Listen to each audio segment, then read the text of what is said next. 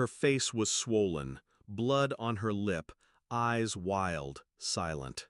And behind her, Eva, trembling in her wheelchair, clutching a stuffed bear like it could shield her from hell. 3:02 a.m. My breath fogged the glass as I opened the door. No words, just terror, just need. Then my phone vibrated. A single message from her. "Don't you dare shelter them." And in that moment, I understood everything. My sister, Mara, married Jackson when we were in our 20s. He was charming, the kind of man that knew how to tilt his head just right when he listened, how to touch a shoulder like reassurance was currency. At first, I was relieved. Mara had always needed protecting. She was fragile, sweet, too trusting. And Jackson? He seemed like the shield she'd always been missing. But now, standing in front of me, her arms wrapped around her daughter like armor, I saw it. The years, the bruises, the silence, the weight of fear she'd carried for so long. And suddenly, our mother's silence over the years, her strange detachment, her dismissiveness, clicked into something uglier. This wasn't just Mara's shame, this was our family's secret. I kept them hidden, tucked them in the guest room, drew the curtains, moved like a ghost for days.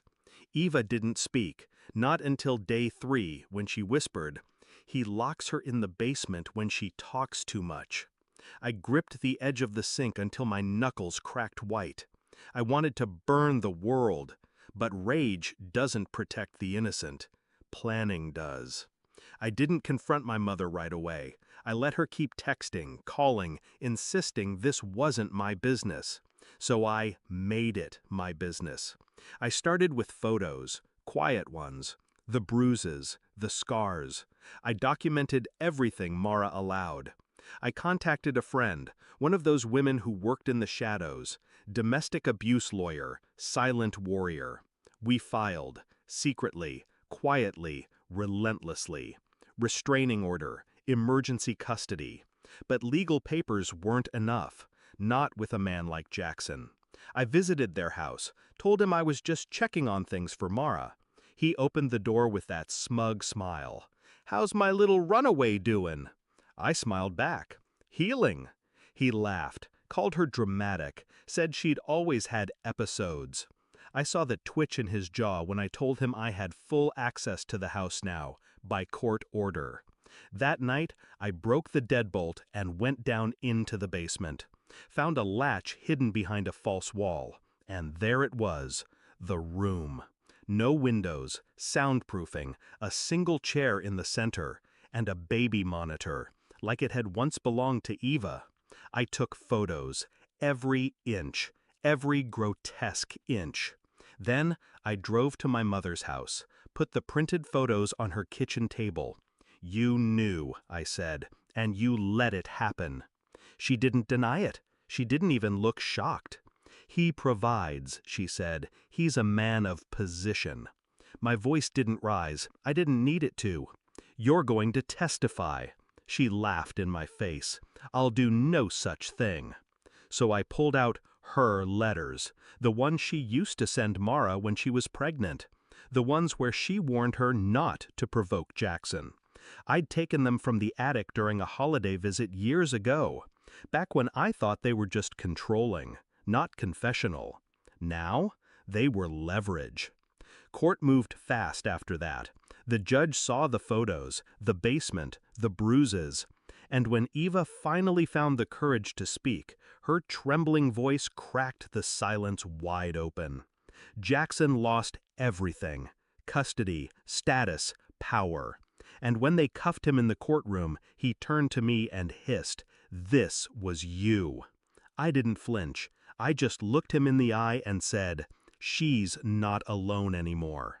But that wasn't the end. See, monsters like Jackson don't disappear quietly. He had friends, connections, a network of cowards in suits and golf clubs. So I exposed them. I sent anonymous packages, photos, transcripts, names, to wives, employers, churches. One by one, their dominoes fell. sponsorships, reputations, social circles. You don't get to hide behind prestige while you terrorize little girls in wheelchairs. Months passed. Mara started smiling again, real smiles.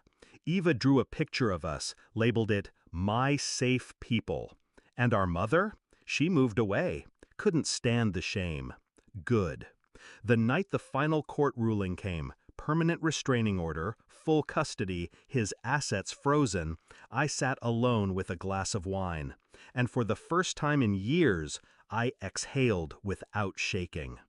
They say monsters wear masks, but in my family, they wore wedding rings and pearls and polite smiles. And when they showed up at my doorstep at 3 a.m., begging not for help, but permission to finally run, I didn't hesitate. Because silence is complicity. And I'd rather be the villain in their twisted family story than the bystander who let a child live in fear. Some monsters wear wedding rings, but now they wear orange jumpsuits too.